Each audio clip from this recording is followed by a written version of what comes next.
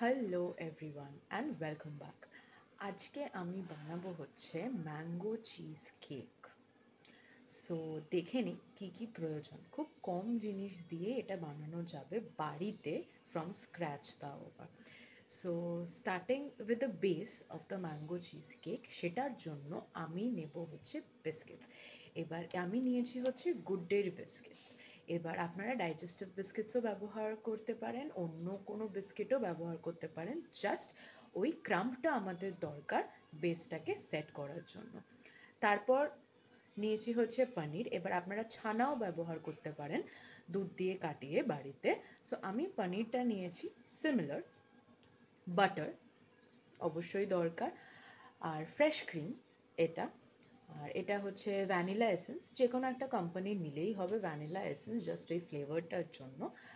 Cheese যদি দরকার হয় দেবো, আদারওয়াইজ এটা কিন্তু স্কিপ করতেও পারি। চিনি অ্যান্ড দ্য মেন ইনগ্রিডিয়েন্ট আমাদের সেটা হচ্ছে mangoes for the mango cheese cake. তো চিনিটা আমরা প্রথমে ডাস্ট করে নেবো, তার কারণ হচ্ছে এরকম আমরা ব্যবহার করতে পারবো না, আমাদের ডাস্টটা দরকার হবে। ওকে, তো মিক্সিতে চিনিটা নিয়ে নিয়েছি, মোটামুটি এতটা মতো নিলেই চলবে, আমার মনে হয় হয়ে যাবে। আর যদি বাই চান্স মনে হয় যে না বেশি হয়ে যাচ্ছে, তাহলে এটা রেখে দেবো, অতটা কিন্তু দেবো না, কারণ খুব একটা মিষ্টি কিন্তু হয় না চিজ কেক। এই যে ডাস্ট করে নিয়েছি। নেক্সট যেটা আমাদেরকে গুঁড়ো করতে হবে সেটা হচ্ছে বিস্কিটস। তার কারণ হচ্ছে যে যেহেতু বেসের জন্য ব্যবহার করব, তার জন্য এটাকে আমাদের ক্রাম্ব হিসেবে ব্যবহার করতে হবে। সো এটাকেও গুঁড়ো করে নিই। তো বিস্কিটসগুলোকে নিয়ে নিই।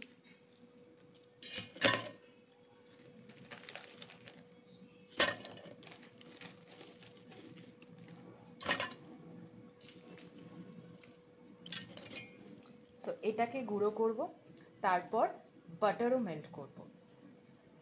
দেখতেই পাচ্ছেন বাটারটাও আমাদের মেল্ট করা হয়ে গেছে, আর বিস্কিটটাও আমাদের গুঁড়ো করা হয়ে গেছে। এইবার অল্প একটু বাটার, পুরোটা নয় কিন্তু, অল্প একটু বাটার এখান থেকে দেব হচ্ছে ওই বিস্কিটের গুঁড়োর মধ্যে, দিয়ে আরেকবার একটু গ্রাইন্ড করে নেব। সো ক্রাম্প করে নিয়েছি বিস্কিটের, এর মধ্যে একটুখানি দেব হচ্ছে বাটার।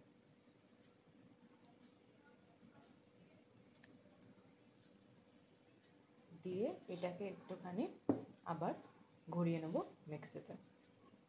এইবার এই বিস্কিটের ক্রাম্পটাকে এই কন্টেনারটাতে সেট হতে রেখে দেবো। সো রেফ্রিজারেট করব ওই 5 থেকে 10 মিনিট, যাতে এটা একটুখানি সেট হয়ে যায়। ওকে, বেসটা যেটা,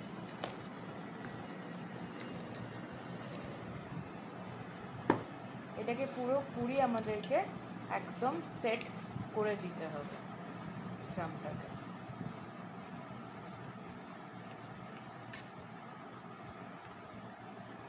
তো বেসটাকে পুরো সেট করে নিয়েছি। এবার এটাকে দেবো হচ্ছে রেফ্রিজারেশনের জন্য। আচ্ছা, এবার পাল্পটা বের করে নেব আমরা আমগুলো থেকে। আমি 3টে নিচ্ছি আপাতত, যদি কম হয় তাহলে আরেকটা নেব। জাস্ট দেখুন কতটা পাল্প বেরিয়েছে 3টে থেকে। তো আমার এটা এই 3টে দিয়ে তো কাজ হয়ে যাবে। দিয়ে দেবো হচ্ছে পনির। তো যেটা বলেছিলাম, আপনারা ছানাও ব্যবহার করতে পারেন বাড়ির বানানো। তো আমি প্রথমে দিয়ে দিলাম হচ্ছে পনির, তারপর দিচ্ছি হচ্ছে ফ্রেশ ক্রিম। চিজ কেক বানাচ্ছি যখন, তখন চিজটা দিয়েই দিই, যদিও এর থেকে বেশি চিজ দেবো না, এইটুকুনিই দেবো। আর দেবো হচ্ছে ডাস্ট করা সুগার। এই যে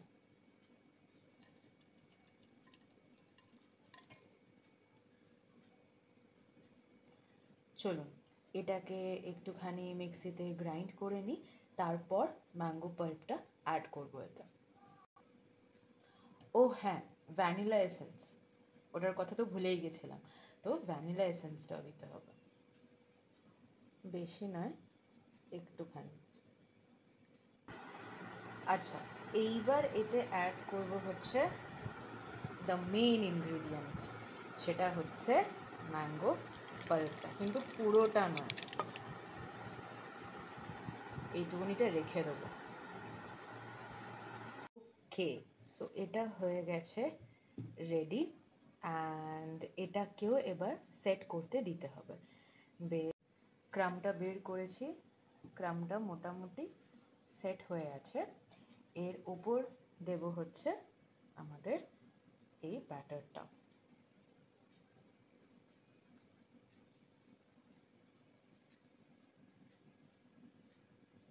এটাকে একটুখানি সেট করে নেওয়া যাক। হলো, এবার এটাকেও রেফ্রিজারেট করে দিই, বিকজ এটাও সেট হতে অনেকটাই সময় লাগবে। So this is the garnish which I am going to do.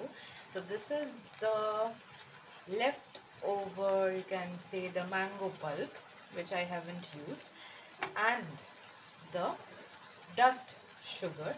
So I am reducing it particularly, and then I will be adding fresh cream to it. So this will be my garnish on top of the mango cheesecake. So I have reduced the mango pulp, so I will let it cool down because it is too hot, so I cannot mix the fresh cream with it. So after it cools down, তারপর আমি fresh creamটা এটার সাথে mix করব। আচ্ছা, এটা এখন ঠান্ডা হয়ে গেছে, এবার আমরা ফ্রেশ ক্রিম দেব এর মধ্যে। ফ্রেশ ক্রিম দিয়ে ভালো করে এটাকে মিক্স করব আমরা এখন। দেখতে পাচ্ছেন পুরোটা ভালো করে আমরা এটা মিক্স করে নিচ্ছি। এইবার এইটা দেব হচ্ছে আমরা একদম উপরে।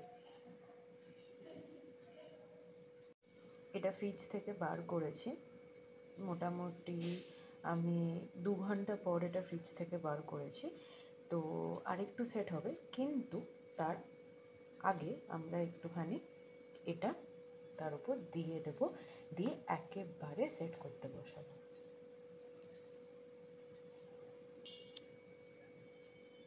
এরমভাবে আমরা এটাকে সেট করে নিচ্ছি, করে আবার ফ্রিজে রেখে দেবো।